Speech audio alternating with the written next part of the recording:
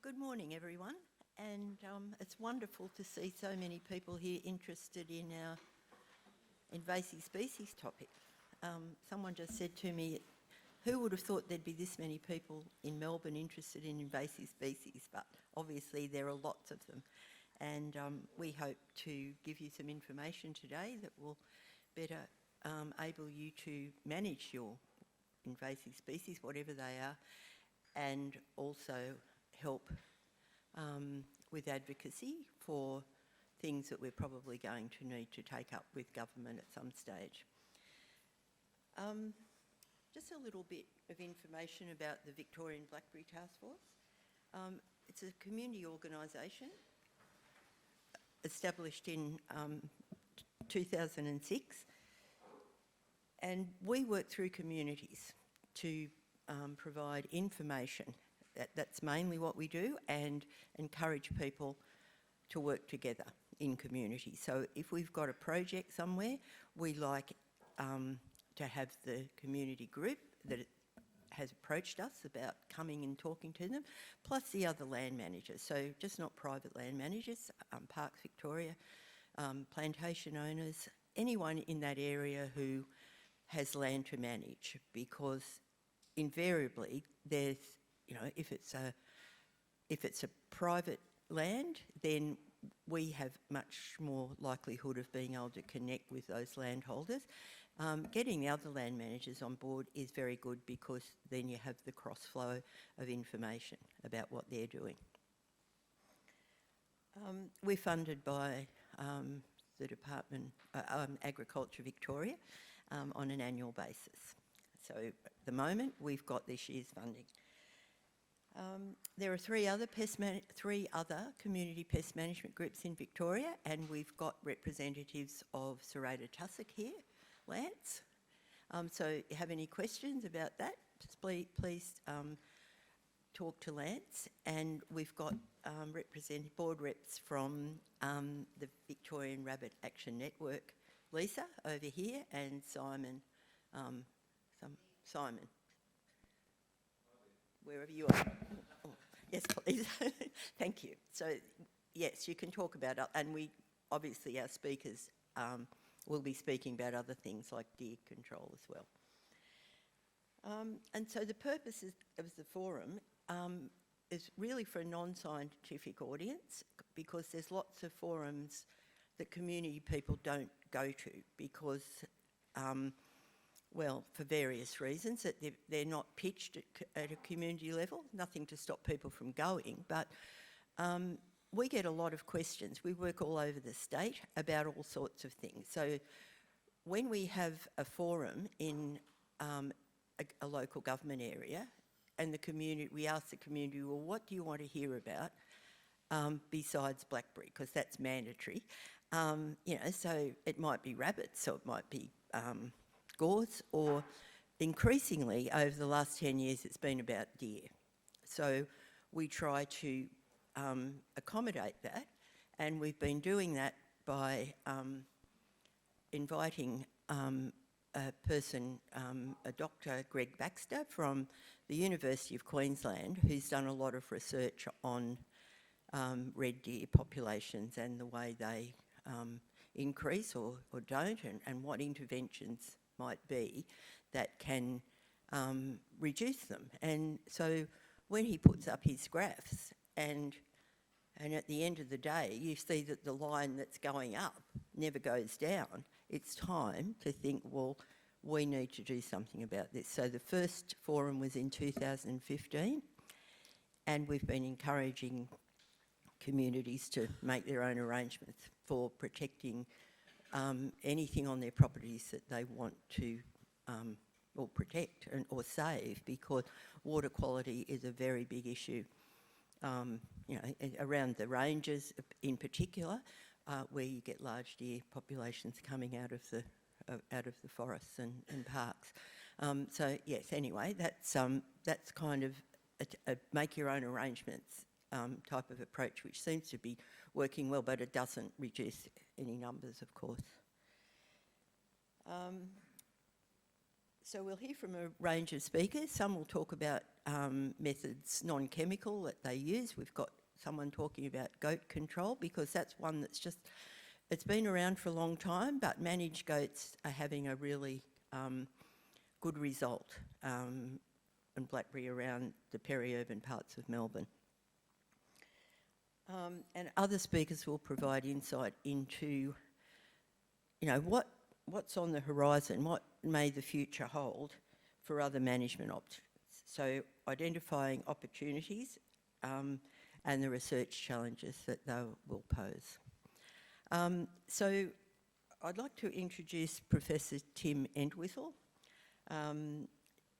Tim is an author, botanist and former director of 3 botanic gardens, Melbourne most recently, Sydney and in London.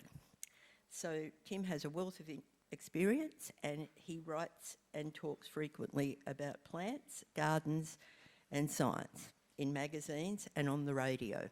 So you may have heard him on Radio National, and every now and then Tim does what he's doing today, and at a conference, and does a wonderful job at that. So I'd like to introduce Professor Tim Entwisle.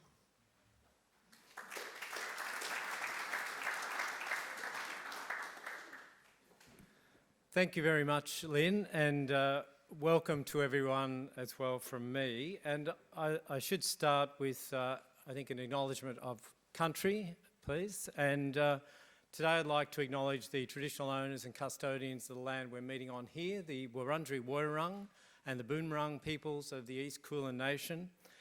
Pay my respects to their elders, past and present, and also to any Aboriginal or Torres Strait Island peoples with us here today as well.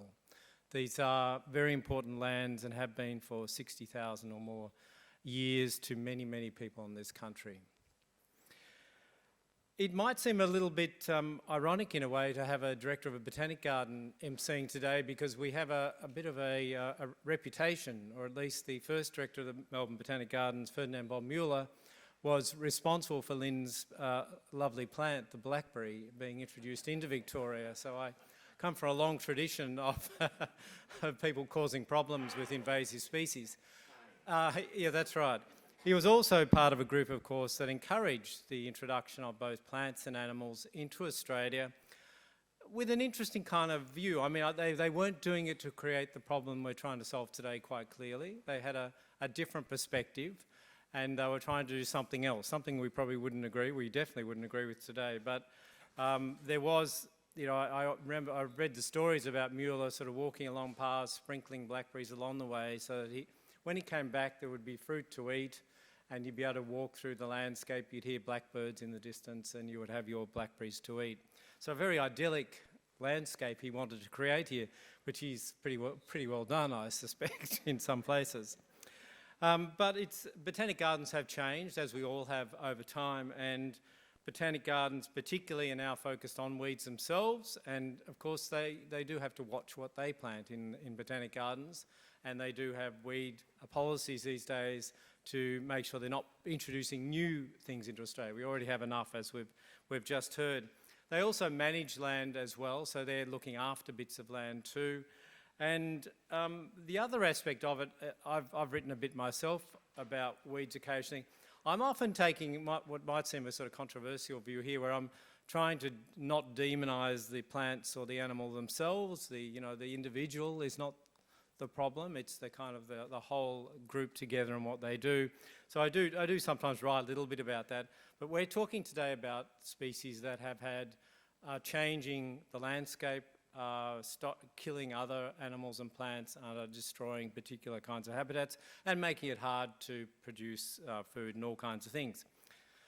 So it is a really great opportunity to explore these ideas. And I think what's interesting today is the opportunity to think about what is emerging and new ways to do things, that there's always a compromise in controlling, and I think particularly about blackberries and herbicides, and the damage we do at the same time as trying to make the world better. And I think that's a really interesting sort of dynamic to think about today, and look at how we can do that better and what we're trying to achieve in the end. So I'm hoping that will come through today. There are compromises, there are contradictions. It's the nature of this kind of business. But there are opportunities, and I know we're going to hear a lot about those. And the goal, as Lyn said, I think, is to go away with a sense of some ideas and some passion, if you like, for lobbying and promoting and making change ourselves when we leave this room today. Lyn did say it's for a non-scientific audience. It's scientific information for a non-scientific audience, and all our speakers today will make sure that they make their information as understandable, as clear as they possibly can. I often think that we're all scientists. I think we're actually born scientists, and we almost opt out of being scientists if we make that decision. So I do think we're all scientists at heart, and it's really, science is not that hard. There's just a lot of it, that's the trouble. So it's a simple process really, and it's the way we approach our lives, I think, every single day. So I don't think science is such a difficult thing. It's just that we scientists sometimes make it sound a little bit more difficult than it is. So today we won't do that. Today it'll be a sharing experience, and there'll be a chance at the end of each talk, hopefully, for a few questions. So each talk has about 20 minutes. The idea is they will speak for 15 with 5 minutes for questions. If it takes up the whole time, we might have to move to the next speaker.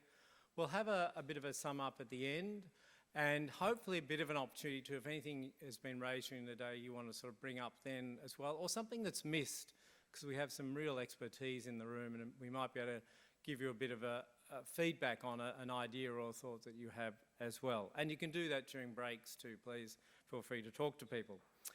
So with that, and so that we do keep to time, I'm going to introduce our first speaker today. It's Professor Euan Ritchie. Now, he's a Professor of Wildlife Ecology and Conservation. He leads the Applied Ecology and Conservation Research Group, which is at the School of Life and Environmental Sciences at Deakin University. The group works across various research fields, including behavioural, community, population, landscape ecology, conservation biology, wildlife management. It's very much a modern research group working across many different areas and disciplines. Their work has a strong focus on the significance of species interactions and the ecological functions of Australian mammals, of fire, invasive species, ecosystem management, and aimed at effective environmental policy, which is very important, of course, actions in management and biodiversity conservation. Euan's a passionate and prolific science communicator as well, so perfect way to start the day, and a counsellor with the Biodiversity Council. Thank you very much, Euan.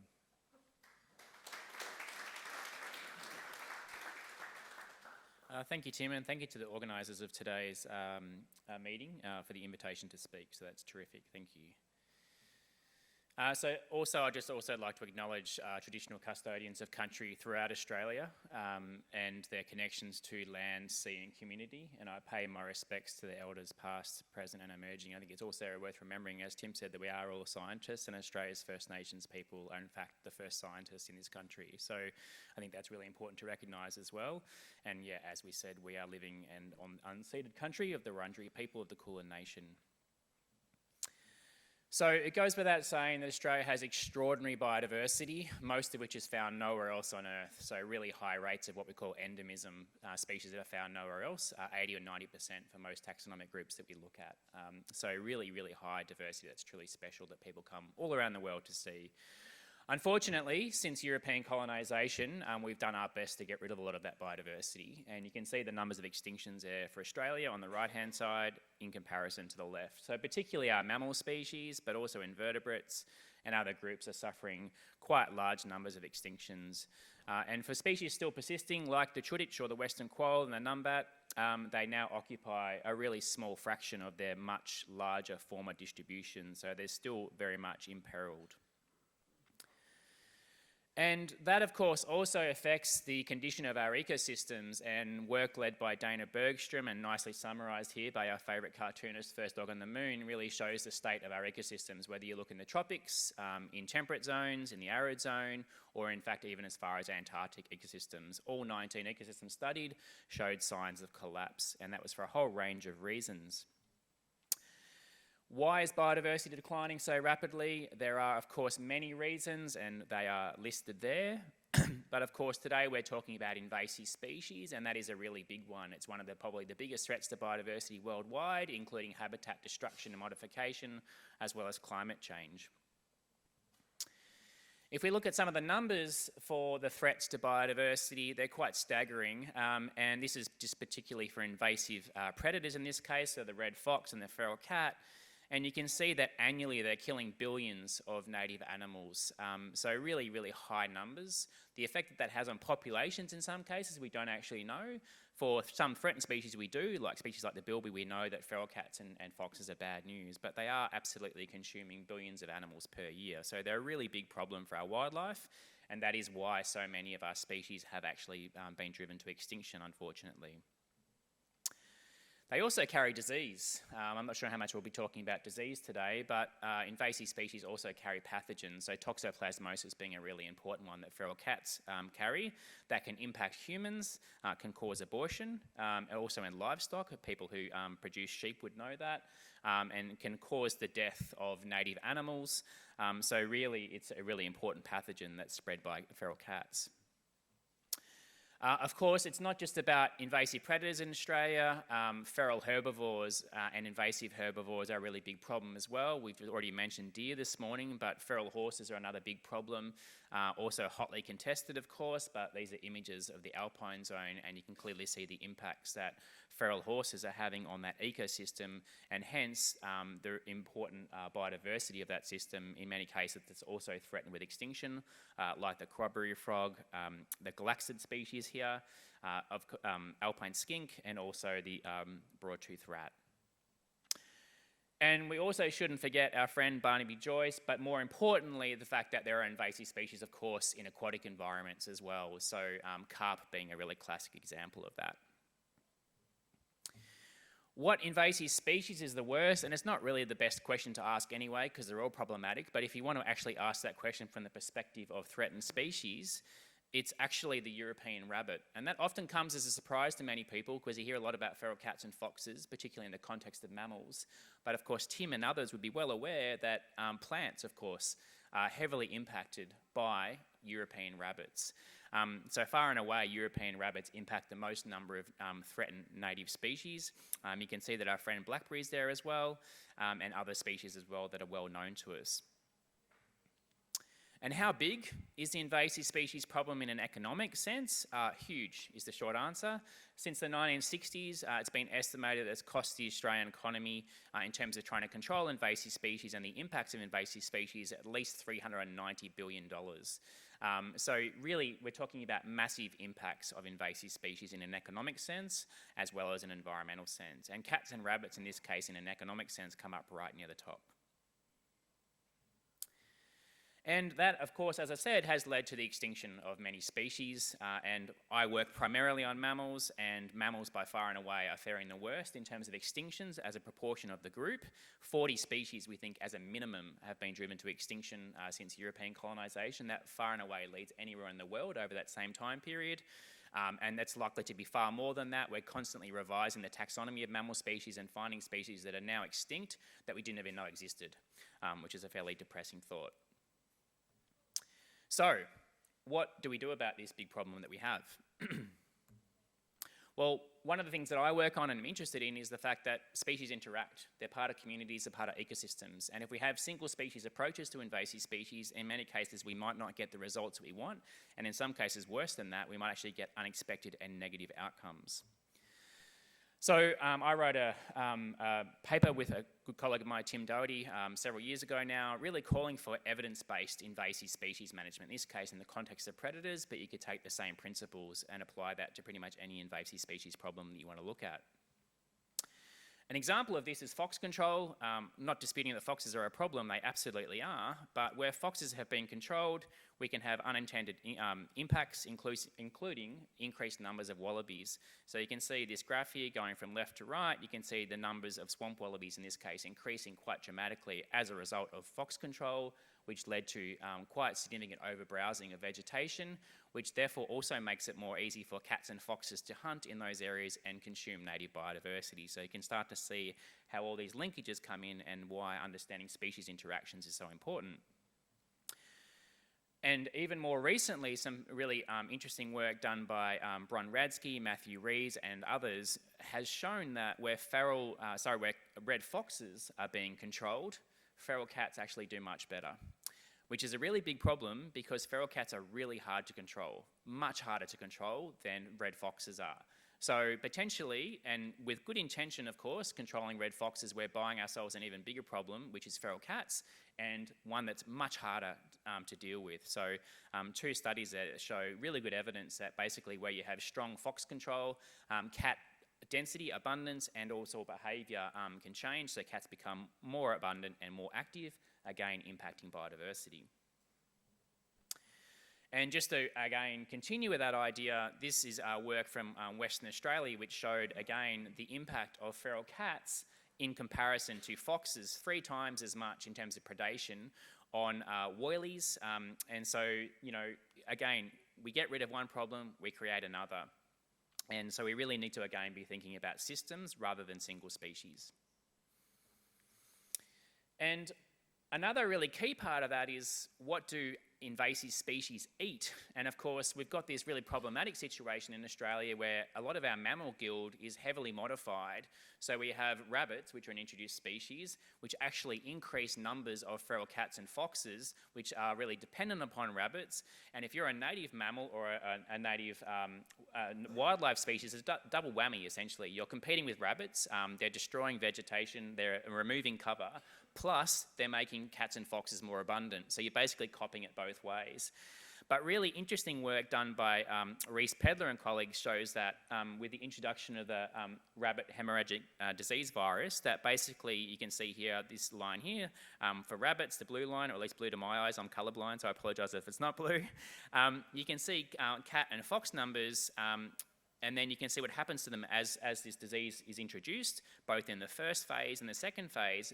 And essentially what happened was that rabbit numbers crashed, and subsequently so did cats and foxes, and they showed an actual really big bounce back of small native mammals. That's encouraging. So again, it might be really hard to control cats directly, but if you can control rabbits, you can get them indirectly and have a benefit for biodiversity. So when you're thinking about your way to approach management, think about all the possibilities you have, not just go straight to killing an animal, even if you think that's the best solution. It may not be, and it may not be the easiest.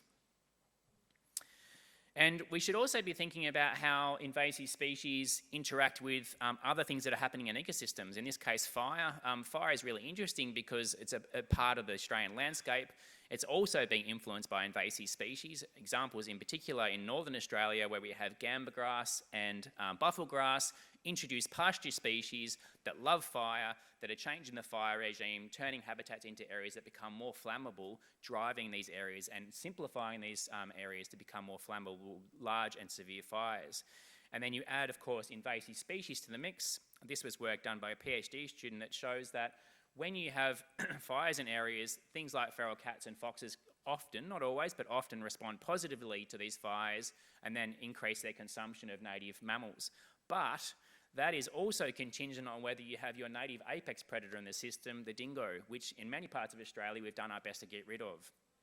So again, we need to think really carefully about when we manage one species, whether it's to protect livestock in the case of dingoes, are we again inadvertently having a negative impact in terms of their ability to control invasive species like the feral cat and the red fox? And I'd also just like to highlight here that people often think about dingoes as being small animals and not really able to control invasive species, including deer. This is a video, I'm just going to skip ahead for time. This is a pack of dingoes in the alpine zone harassing a female sandbar deer, and you might be able to see its calf tucked up in the grass there. And they're working in a coordinated way. I won't show you the end of this, but basically people have this idea that dingoes can't kill sandbar deer. They can't kill an adult sandbar deer, but they can certainly kill the young ones. And that's all you need to do to control a population, of course, is take out the juveniles and in some cases the females as well. So I think we shouldn't underestimate the role of our apex predators in the systems, including even for species which of course are controversial in the case of dingoes because of the issues with livestock grazing. Another really important one is maintaining habitat, including in really modified and urban landscapes, including in and around Melbourne. So I know we are talking here and we've got people from who have interest in blackberry.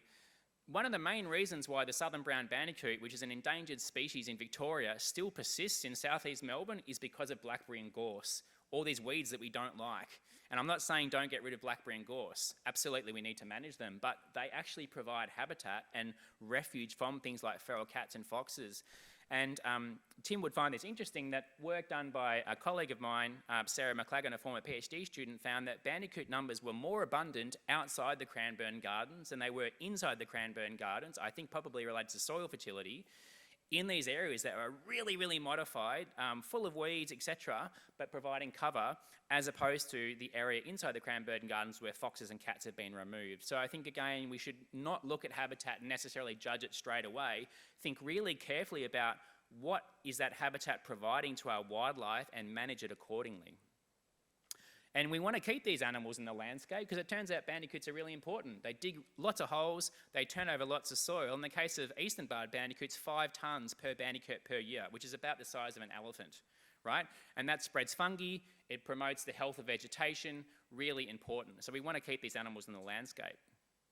And we also shouldn't underestimate the ability of native wildlife to persist in the presence of invasive species, in this case the long-nosed potteroo on French Island, which shows that basically where you have the most productive environments, so over here on the left-hand side, I'm not going to worry about explaining this graph, but where cats are actually high in their abundance and activity, that's also where potteroos are high in abundance and activity, but they're getting refuge from cover and vegetation. So maintaining cover and complexity, however you can, even if that sometimes might include weed species, controversially, can be really important to the persistence of native wildlife.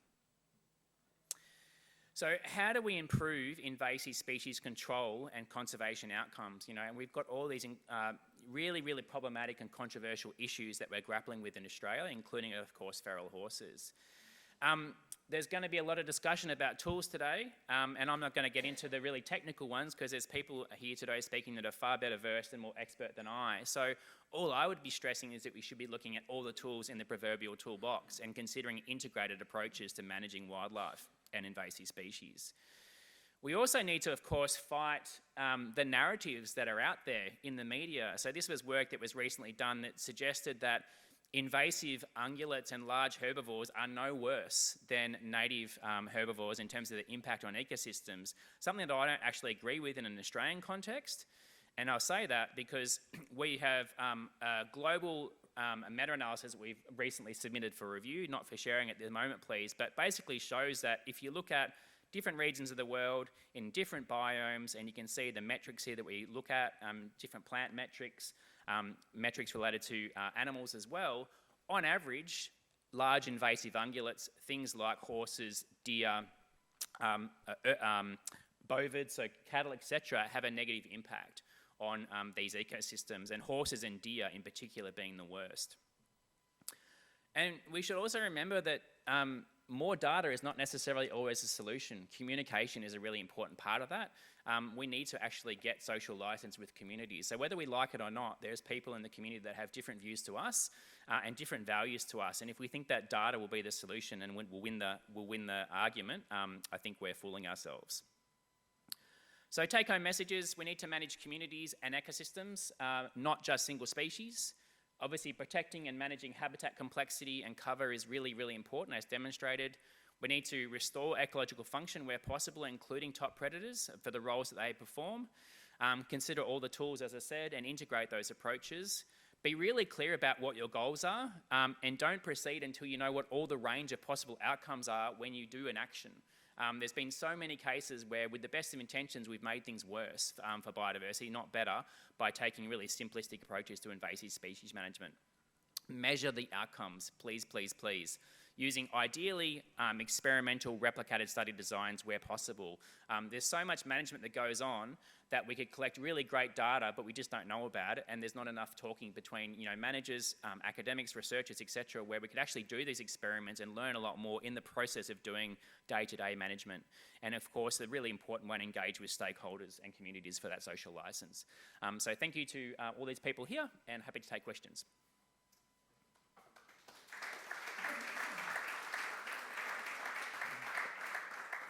Thanks, Euan, and we've got a few minutes for a question. I'm glad you didn't show the end of the dingo. Hi Hi, Euan. Thank you for that. My comment's not so much on controlling our invasive species, but on conserving the other ones. I come from a risk management quality assurance background. Therefore, consider doing good due diligence before you actually do a business transaction. Yep. Therefore, when it comes to offsets, we are actually offsetting the wrong thing. I've often heard you say ecology is not rocket science, it is much harder. That's right. And I know that we're really only scraping the surface with understanding. Yeah. So when somebody goes out and buys high quality conservation land, they have not done due diligence. So the thing that gets offset is not the land. Humans are good at building construction, so they have to take their construction elsewhere. Thank you, just an idea. No worries. Do you want that as a comment? I think there was a comment, yeah. Thank you. Any other questions? I'm really pleased that you've started with this kind of nuanced approach, by the way. The fact, I've been told by people we shouldn't introduce more foxes into places because the systems just don't work without that kind of animal there. So it's a really interesting topic. Yep. I'm not suggesting we introduce foxes. No, me neither.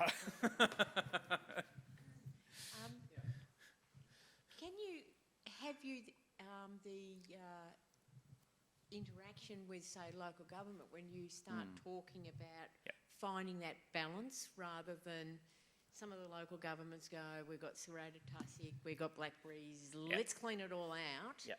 And what I have found in a very high conservation area that we're now working with, they now want to burn. But what we have now found in the last 5 years, which we hadn't had before, is rabbits. So is there a methodology of trying to engage that overall approach and saying not everything is just the simplistic get rid of the rabbits? I mean, obviously, just maintaining open communication is the number one thing, isn't it? I mean, wherever you choose to work, you should obviously know who the people, the local stakeholders are, and the various interest groups, and making sure that you have engagement with them, and ideally bring people together like we are today. Bring people together so that we're not all in our little silos, and we don't all sort of have blinkered, thinking and views about things, and we can actually, as you say, make better decisions and maybe more sophisticated approaches to issues. That being the case, we get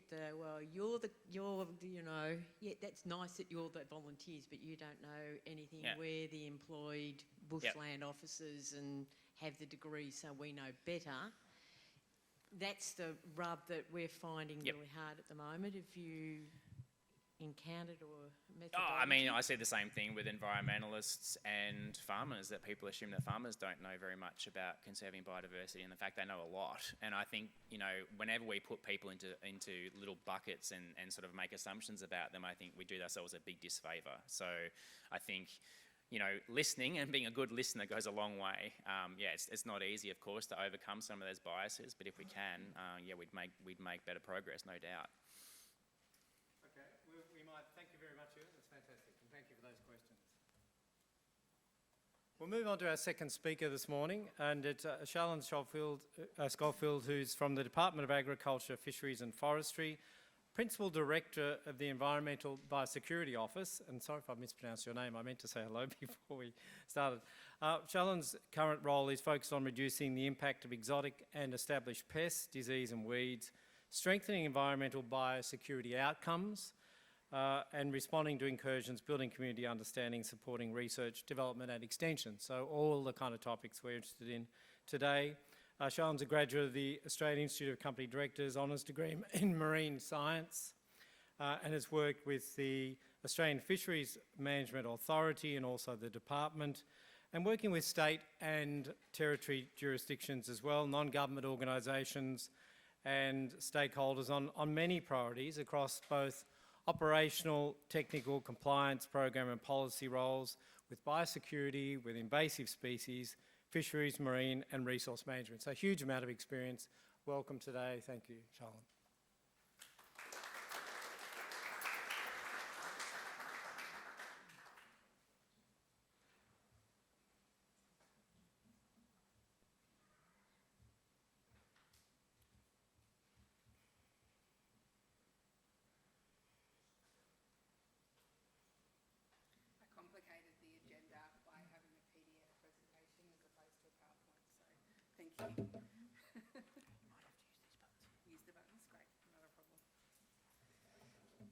Hi everyone. Thank you for the invitation to come and talk today. I appreciate the opportunity to share what I guess we're doing at a more national scale in this space. And so before I begin, I'd like to also acknowledge the Wurundjeri people of the Kulin Nation and recognise their continuing connection to the land and waters of this region, and pay my respects to their elders past and present, and any of those who are here today. So I'd like to speak to you around invasive species, funnily enough, the topic of the forum, and also looking at, I guess, the work that we're doing in the department around biosecurity more broadly, and that kind of space. So I will run through a little bit around the impact of our invasive species on native species, and then biosecurity system as a whole, and what we're doing.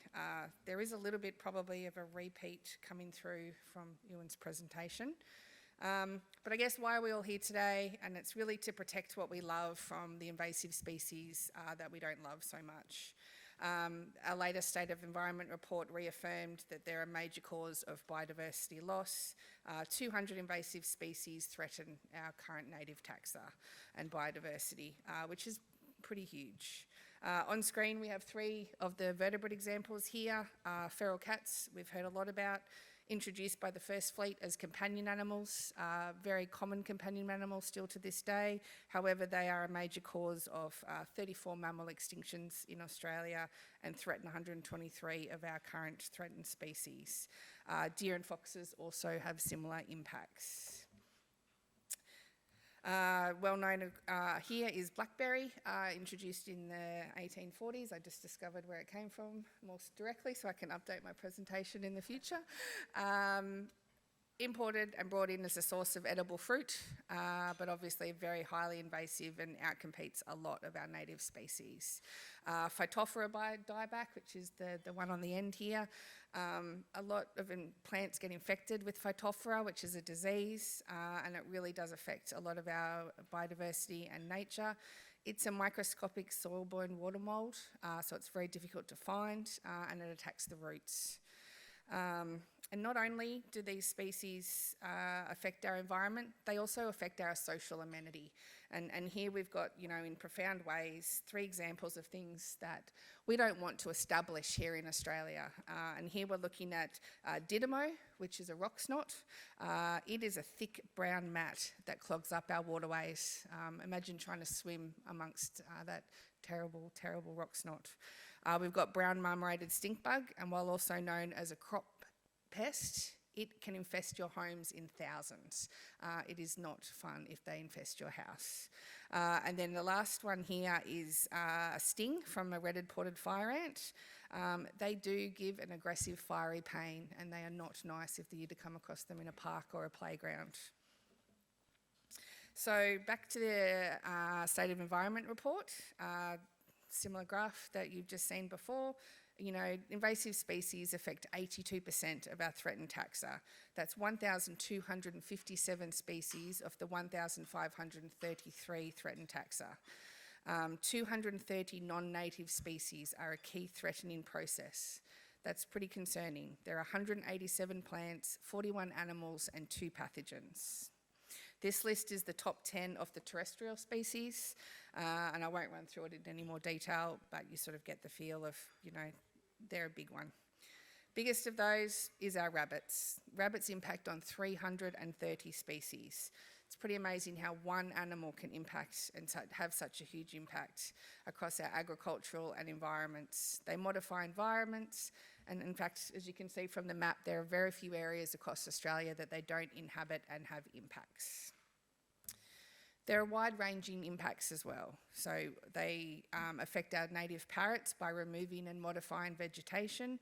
They compete for food with all our native animals, and they promote the growth of weeds. They are widespread productivity loss for both our pastoral areas and agricultural production.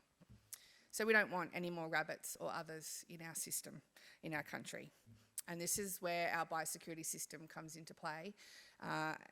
And it basically looks to control and measure and put measures in place to manage the risks of things coming here and entering, emerging, establishing or spreading. So we look at the department more broadly at managing the movement at our border, and it is a multi-layered approach. So we look at, for example, at the border we have 21 million returning passengers every day coming in and out of the country, bringing all sorts of things with them. Within Australia, once they're here, we then have to mount eradication programs and control tools to get rid of them. It is a multitude of work. In addition, we have 18,000 vessels that come into our water, 1.8 million sea cargo containers, and 152 million mail items just on an annual basis. So that is a huge of movement coming in. And we don't want to prevent that movement. It's very important for trade and tourism and economy, but it does present us with risks. Here's one of those risks. This is Asian black spine toad, hitchhiking its way in through a passenger's shoe, probably from Bali, and coming into our country. It was detected by one of our lovely detector dogs. It could be the next cane toad, and so it's really important. This wasn't a deliberate brought in, it was pure incidental. Hopped into a shoe while you're leaving the country and coming back into our country. So a bit of a quick rundown. Environmental biosecurity, I think in biosecurity as a whole is much more well known now than it was prior to the COVID pandemic. Why do we do it? Australia's precious, it's much loved. We love our country. Our environment has a lot of pressures and we want to work on reducing one of those, which is the threat of invasive species. So where do we focus? Well, outside of things already here established in Australia, we focus on what we call the exotic environmental pest list. It is huge though. It is 168 different species across 8 different taxa that could affect us if they were to establish here in Australia. Of those, we have 42 that are identified as a priority. And so we do a lot of work to try and stop these coming into the country.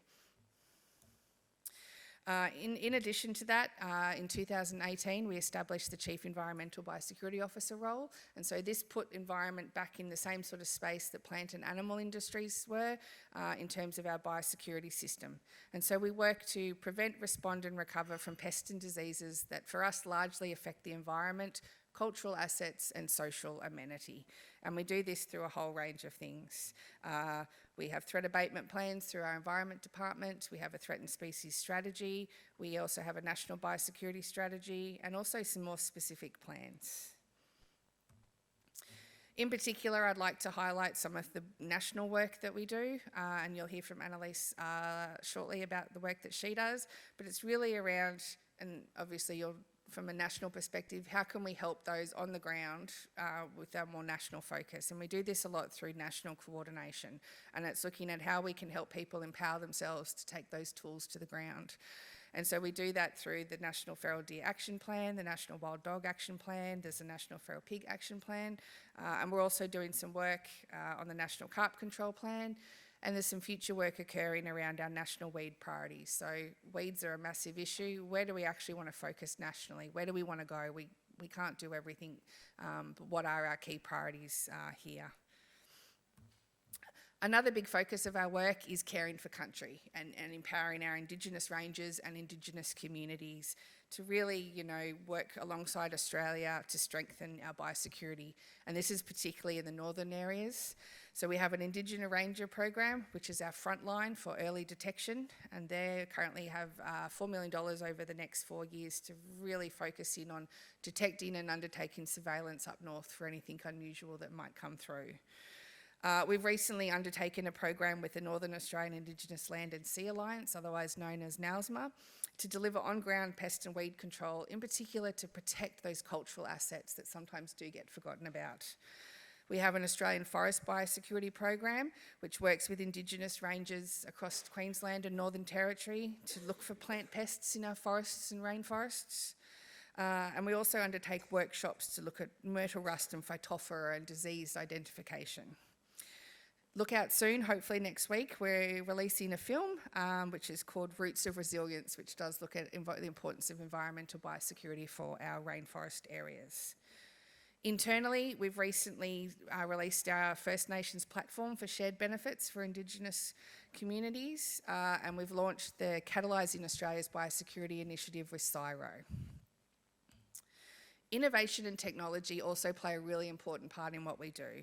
And it's a large space, where do we focus and where do we want to go? And so a lot of our innovation and technology in this particular slide looks at how can we find things at the border, how can we find things in the very early stages of what we're wanting to tackle. And we do this through 3D X-rays, which can detect plant material, illegal wildlife that might come through, people who like to send seeds through the mail. We have the Hades 5 robot, which can detect under cars that are imported into the country to look for suspicious things. And also we need to undertake rapid diagnostics. So when you find something, you need to know quickly what you're dealing with. A really important part of our research program is around biocontrol and biopesticides and looking at genetic biocontrol. These are a couple of projects that we're currently looking through, and you'll hear more about some of these later. But it's a really exciting space for us, particularly around the future potential for gene drives and where that might lead. We also do support international research, and recently through the 10th plenary of the Intergovernmental Science Policy Platform on Biodiversity and Ecosystem Services, they released their report on invasive alien species and their control. And this goes to the points that I was talking about earlier, which is prevention really is our biggest tool in the toolbox in terms of preventing more invasive species getting into the country. A really important part of the work is also general surveillance and citizen science. We have a vast environment, and covering all of that environment can be really challenging, particularly when you're trying to detect new, emerging, or issues that are here but are spreading into different places and areas. And so this can be done by passive surveillance, so when you're just out and about doing things, and also active surveillance. And on the screen here, you'll see there's some general guidelines that have been developed by ABARES to undertake this. You know, whether it's a farm, a forest, a park, everyone can get involved in our general surveillance and report. And so we have our Atlas of Living Australia and some apps, you know, using iNaturalist and those to really get out there and, you know, look at what's out there, what's changing, what do we need to know about and focus on going forward. And this is where community biosecurity in action is just so important for us. And so it is about, if you've seen something, report it, let us know. You know, it's a really important part of what we do. One of the examples here is a gentleman who lives in Canberra who found a capra beetle in his freezer of a fridge that had just been imported into the country. Him calling up going, this looks unusual, I'm not quite sure what this is, enabled us to mount a really quick and fast campaign to get rid of that beetle before it, you know, undertook devastating consequences. And so I'd like to just finish with 3 main points. Although the task at hand seems huge and it seems to be getting bigger, I think we can all do our bit, and it's really important that we do. Communities on the ground, such as yourselves, do make a huge difference. You know your local community, you know your local area, and we want to harness that and use that to make sure that we can, you know, detect what's changing and focus on tackling those pests and improving our landscapes.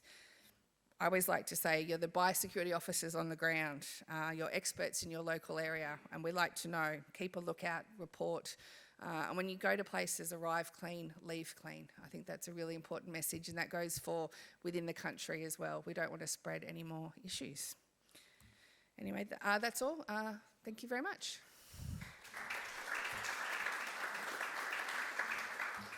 Thank you. Wonderful, and keeping to time, which is fantastic. So we do have time for questions, and while we get the microphone to you, I missed the diatom you mentioned. What were you calling it? The rock snot. As a phycologist or algal specialist, I was a little bit distressed to hear that term, but I understand. Thank you for that. Gosh, what an action-packed address. A quick one. How important is the no, we don't call it ARL now, the Animal Health Lab at Geelong in all of this? Oh, okay. Yes, so that lab is very important, and I guess for a couple of reasons. Some is obviously a diagnostic tool to enable us to identify and look at things when they come here and they're detected, but also, I guess, to undertake research. And so that lab was looking at the carp virus, for example, as a potential biological control tool to deploy should it be feasible to do so. And I guess it's a controlled facility. And so the really important thing there is we can do research and can examine things without officially bringing them into the country. Do you think there is threats to its ongoing funding? I actually wouldn't know, I'm sorry. Not that I'm aware of, but I do know that they do play an important role in our day-to-day work. I will probably note diagnostics and understanding things when it's not around becomes less of a priority, and then it becomes a priority. And so it's really hard to maintain ongoing funding to diagnose and identify everything. Got time for another question? And I would encourage, you mentioned citizen science, that's something I'm sure will come up. That observation we can make day to day and be part of formal programs is a lovely thing to reinforce here. It's very important.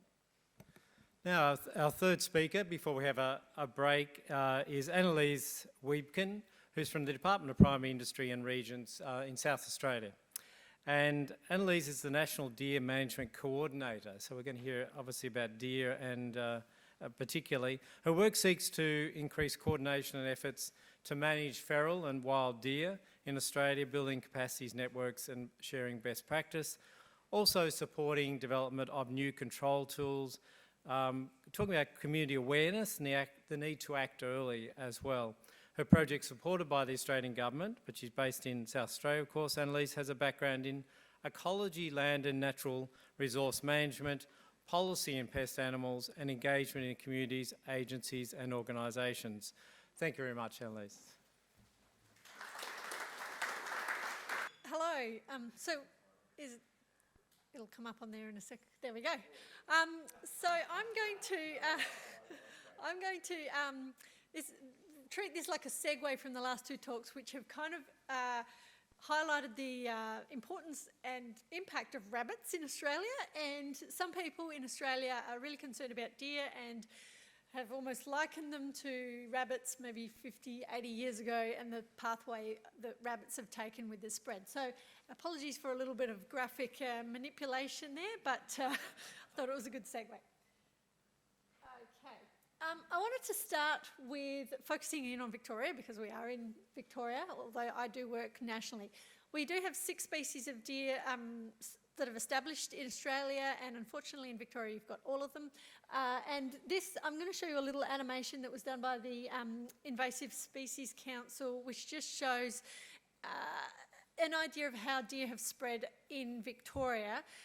A lot of spread has happened in the last 20 years or so, even though we've had deer in the country since the 1800s. So a lot of spread has happened quite recently. Let's just start with this. Yes, okay, so you can see the dates there with some of the dots moving just to show the spread, and as we start to get to the turn of the century, you'll see those dots increasing a lot more, which is a little scary. And unfortunately, this sort of pattern is happening across the country in other states as well. So there you go, you can see we're approaching now. Just to show. Deer are mostly in the eastern part of the state, but they're quite widespread now. So this is an indicative distribution of deer across Australia. You see they're mostly in the eastern states. And the dots are quite patchy. So they're still an emerging, I'm going to call species, there's 6 of them, but they're emerging. And those dots are going to, if we don't do anything about it, sort of join up and spread more west.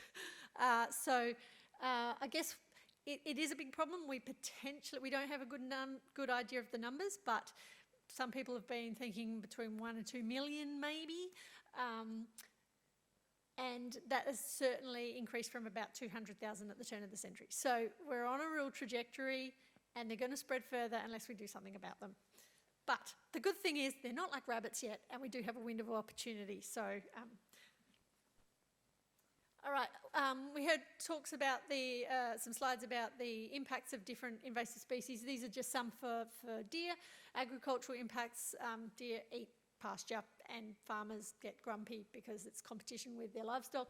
There's a picture up there of a cow with Euan's disease, which deer can be a risk of transmitting diseases to livestock.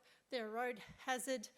They eat newly revegetated plants, and people have to put ginormous guards at great cost because the deer munch through lots of things. So lots of impacts, as do all the other invasive species. So unfortunately, we've got another one. Here's some environmental impacts. The top one just shows a deer exclusion fence around some bushland in 2019 and the improvement that was made by 2022. I know we've got roos as well as in the mix, but there have been some good evidence that excluding deer from patches of vegetation does have great improvements, and there's some species across the bottom, many of which you do have in Victoria, which are directly impacted, they're threatened species, but directly impacted from herbivory by deer and trampling and that sort of thing. And they get into our towns and cities, including Melbourne and Sydney and Brisbane and Wollongong and now everywhere. So, yeah, they're a bit of a hazard and they make the news. This is just Illawarra, where we do have a particular peri-urban deer problem, and this is just someone's front camera from their front door, just to show the bit of the problem that we're seeing in some of our towns and cities. And one of the problems with towns and cities, apart from deer, you know, being a bit of a menace or hitting cars, they're really expensive and difficult to manage. We're talking firearms. Councils get pretty scared when you say, right, we need to have firearms in our streets, as do the residents. So it's really problematic when it gets to this stage.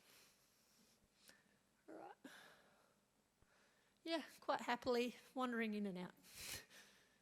Okay. So this talk is really about tools. And just because deer have been increasing as a problem in the last 10 to 20 years, it's quite recent compared with some of the other established pest animals that we've had since the 50s and 60s, and we've had more time to develop tools for them. So we're on a bit of a catch-up phase with deer.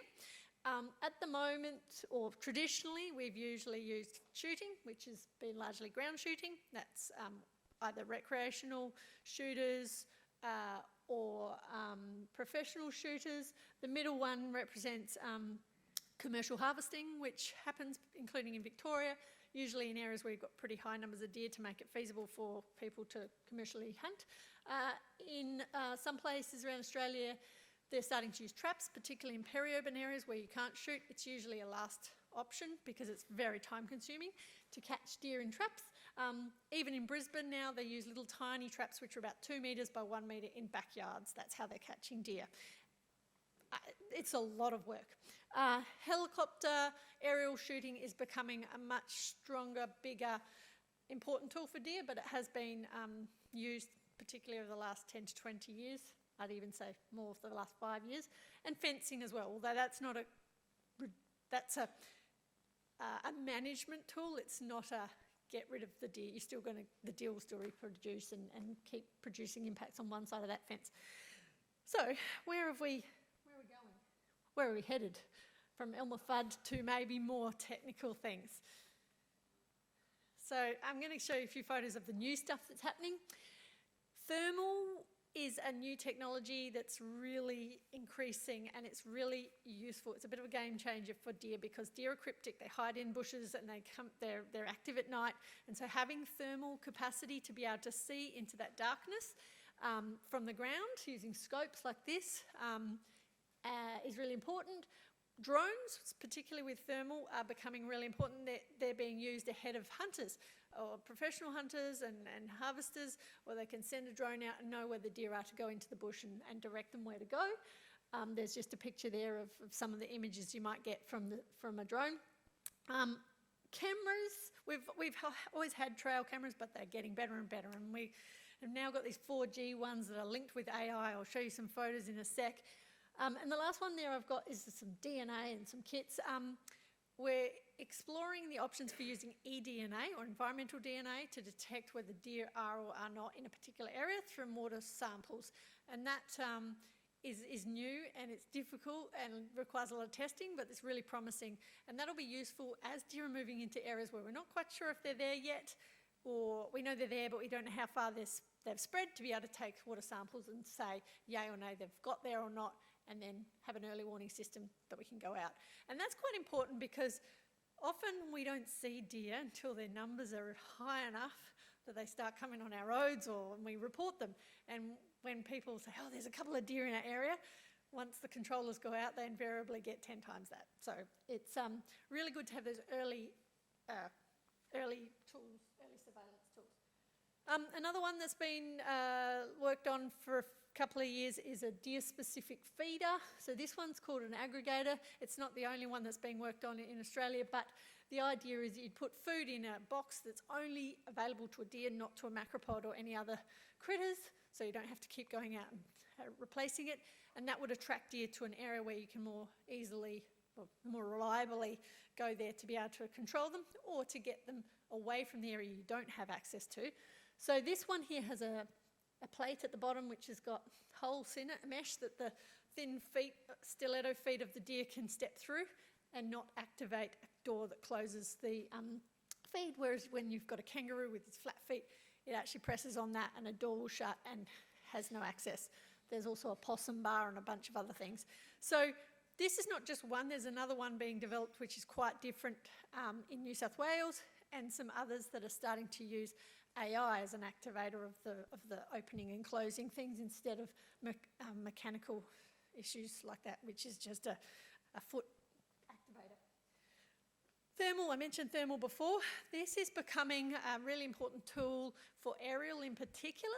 So some helicopter work in parts of Australia are using somebody that's specifically got a really, really fancy military-grade video camera that sits next to a marksman and can see through the canopy, which traditionally we haven't been able to do before, and to direct where deer can be controlled. So that's really helping, particularly when deer numbers are low, or when you really want to get the last ones, or when the vegetation's quite thick and you can't see through it. So there you can see the thermal deer in the bushes, the same image without thermal, and there's a laser thing pointing to a deer.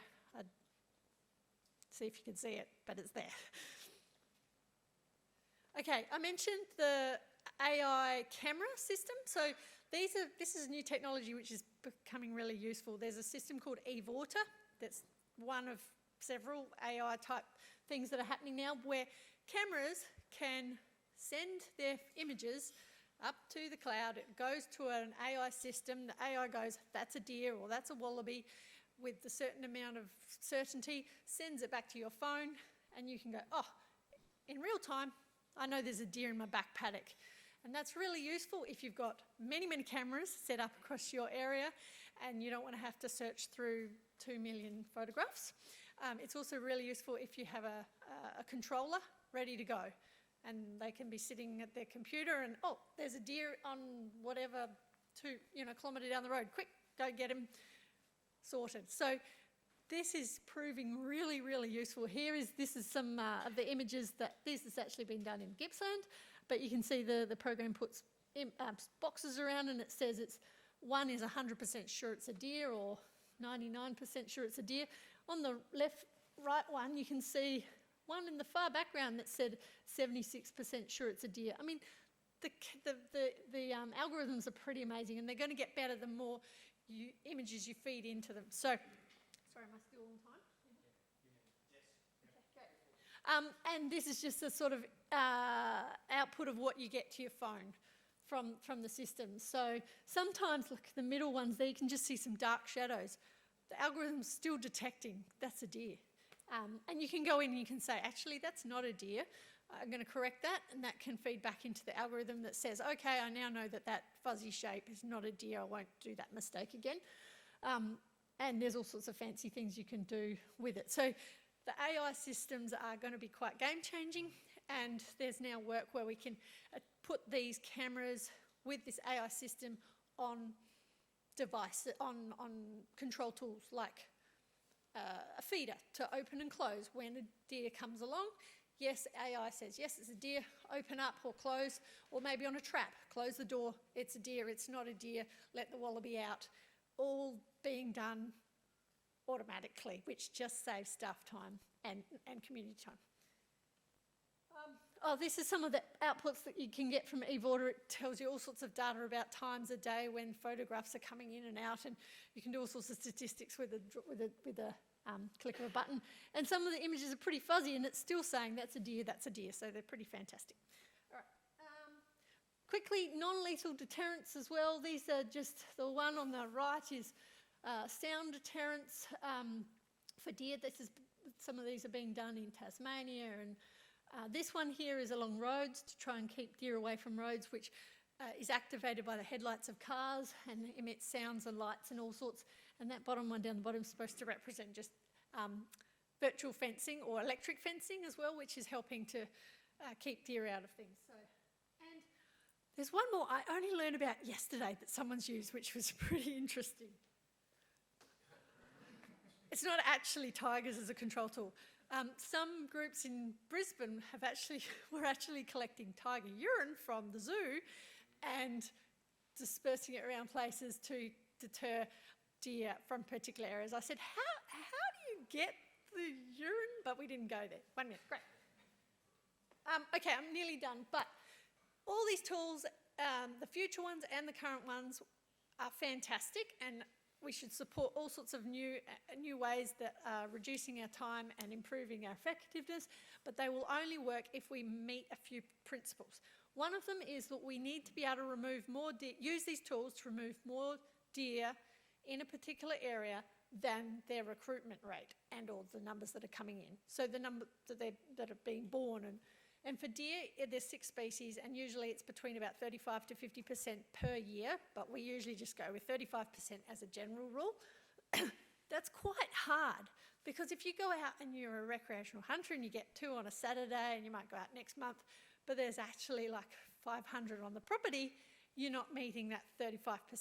So while it's not a perfect science, it's just a really good thought in the back of your head that this is the kind of intensity that we need to be able to use these tools to meet, otherwise they're not at all effective. Good land access. So you might be able to do 35% on one property, but if it's a tiny property, deer jump fences all the time. We need to work at the right scale, and we need to have enough access to enough land to meet that 35%. That's a picture there of the green is access to a control tool for deer. There's about 80 properties in there. I'd say that was a really good job done by those people to get enough land access. The red ones, those people said no. If you have too much red in there, it's not worth doing because you're not going to hit that 35%. So I'm still working on this statistically, but I go for about 80% land access, or access of the land is what you need to be able to do that. Down the bottom, this is some stuff from Victoria's doing some great prioritisation stuff through their regional plans. And that is also a really important thing to be able to do, to say, okay, over here we're going to do asset protection, over here we're going to eradicate. We've only got this much money, so we have to prioritise and say, okay, I'm gone. And the last one is, we don't want to drag out these tools too long because deer learn to avoid them. So whacking them really quickly, really heavily, putting lots of effort in year 1, huge knockdown, prevents them from learning it, and it's a lot easier next time. Oh, I have got one last slide. The most important tool is people, because it's people that are either stopping land access or stopping some of these tools from happening. We need to have buy-in, access, enough intensity, people reporting. I could go on about that for forever. The Victorian Deer Control Community Network is a really great way to try and get some of that people stuff happening. Social licence, I could talk about that forever, but that's going to be a massive one for deer. We've done some campaigning, and we will need to do more campaigning to encourage people just in the general audience to realise that deer are going to become a problem and jump on board with the support. I reckon, yeah, that's it.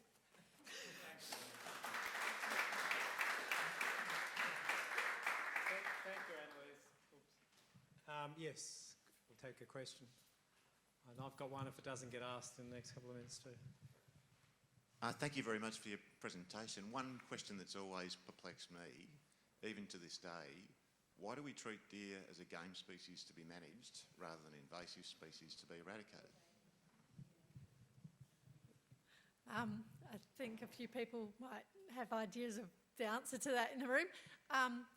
It's a moving feast. Let's start with, historically, they were introduced, as were blackberries and other things, for purposes, people purposes, and we didn't envisage that they were going to become a problem. And there's a culture of that and a history of that, and it's hard to change. I think I'll leave it at that, other than to say that across the country it's really complicated because out of how many states have we got? 8 states. 2 have legislation that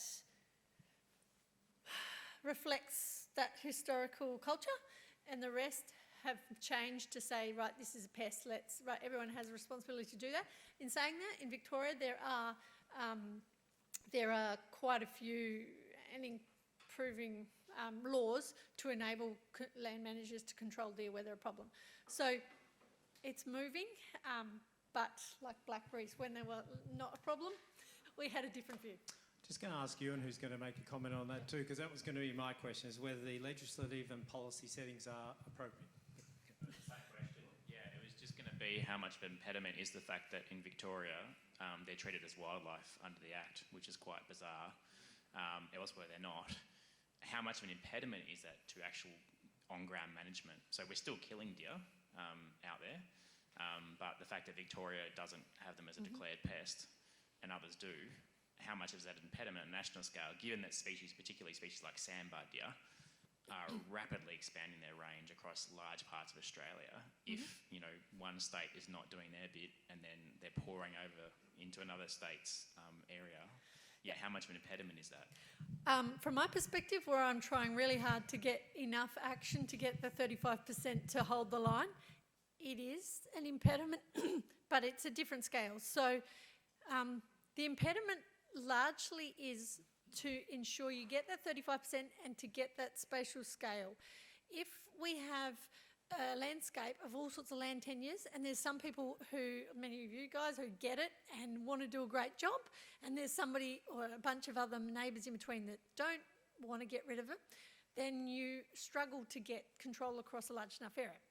And if there's no laws, then you can't do that. In saying that, in places where we have fantastic laws, we don't have compliance. So I think, you know, it's a whole, we have to use all the tools in the toolkit from encouraging and education and social licence, and then the real sticky problems, I still agree we need to use enforcement. But also, if you have an amazing community and an amazing champion that pushes stuff in, it doesn't matter what laws you have, you're going to do a great job.